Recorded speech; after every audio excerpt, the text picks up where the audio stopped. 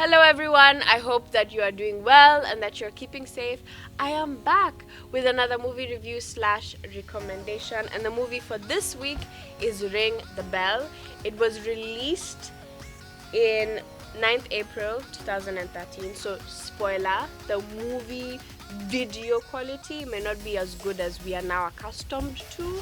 However, it is still a good movie, and I will tell you why you should absolutely watch it.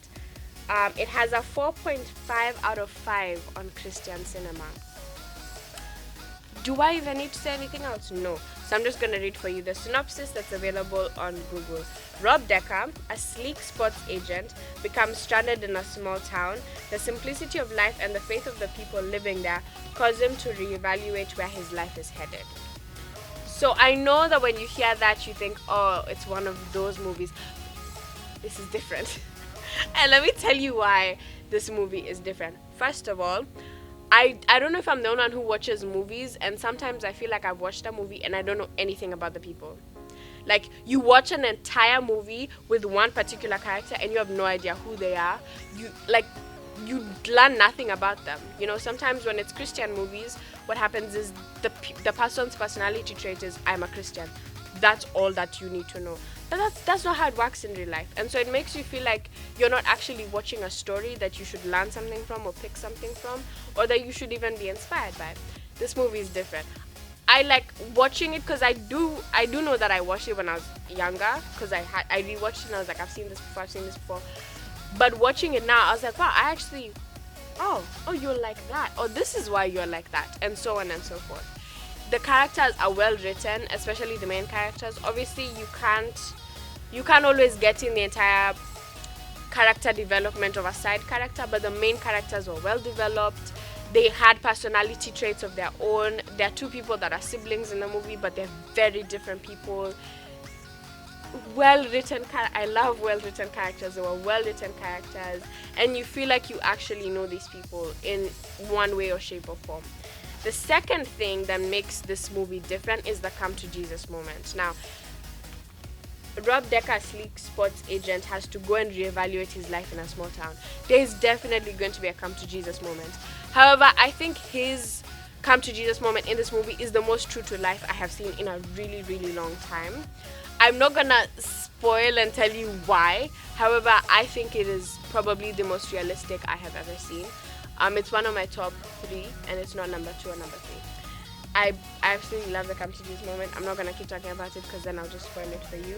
And then the third thing that I love about this movie are the numerous cameos. Now, if you don't know what a cameo is when a really famous person, whether that is, obviously in this case, it would be someone who's famous in Christian music or just Christian culture, or someone who's famous in sports, when they come into a movie and play themselves. That is called a cameo. Or if they come into a movie and they don't play themselves, they play another character. However, the only thing that changes is the name, but their mannerisms are the same, the way they talk is the same. It's basically them, but with a different name. So in this movie, there were, I think, 5. So the first 3 were all baseball legends. I don't know their name. Like, if I look it up on IMDb, I can tell you. But the first 3 were all baseball legends who were all Christians, which was a really fun thing for me to find out. They all came on and they played themselves, because the movie does revolve around baseball. And so those are the first 3. The second cameo that it didn't even hit me until I went on IMDb, was Matthew West. At some point, Rob Decker, who's the main character, calls a sports coach, a coach for a big baseball team, and they were talking business.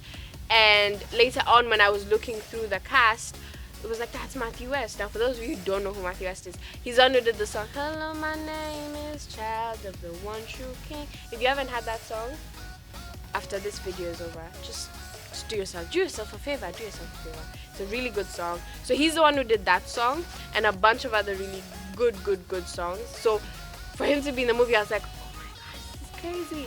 And then the last cameo that I personally really enjoyed was Steve Curtis Chapman. If you have been a Christian for a long time, or you've gone back in the history of Christian culture, then that name it rings a bell somewhere in your head. He was one of those artists that Hope FM loved. Like they played him all the time when I was younger. So Steve Curtis Chapman is the pastor of the small town, and he's featured I think once or twice, but it's still like it's a cameo. It's still a cameo. So the cameos are incredible. And is there anything else? Oh yeah, one of the guys in the movie is actually a baseball star. Like he was a baseball star, then he became an actor. And you can see that he actually had like talent, because when he would throw the, I'd be like, whoa, like there's no way they edited that or CGI, because this was 2013. They didn't edit that or do anything in post. Like that was his sheer baseball talent. And when I looked it up, he actually played for the San Francisco Giants, and I just thought that was really cool. So what makes this movie different from any other movie you could find that sounds like this? Character development on point. The character development is on point. The come to Jesus, I can't stress this enough. The come to Jesus moment is excellent, and the cameos are very fun. Like it's fun to be able to watch a movie and be like, you know.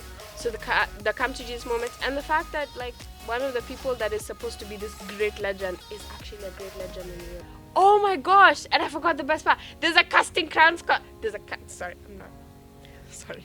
There's a casting crowns concert in the middle of the movie. It's like 3 songs, but it's still like it's better than I am gonna get for a bit, you know.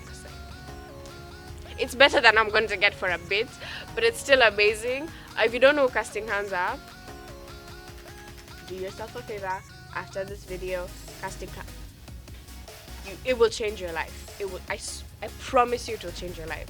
So Casting Crowns is an amazing Christian band. They have a concert in the middle of the movie, which like I don't think I've ever seen before. I don't think I've ever watched a movie and all of a sudden I'm in a concert, but it was really, really nice. I enjoyed it very much. I think there's only one other movie I can think of where that happened.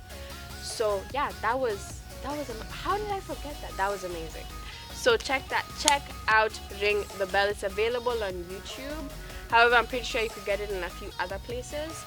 But yeah, it's an amazing movie. After you've watched it, let us know how it inspired you, what you learned from it. If you noticed any other cameos that I missed, because like I probably did. This movie was littered with cameos. So if you noticed a cameo that I missed, let us know. And I will see you guys at the next movie review / recommendation.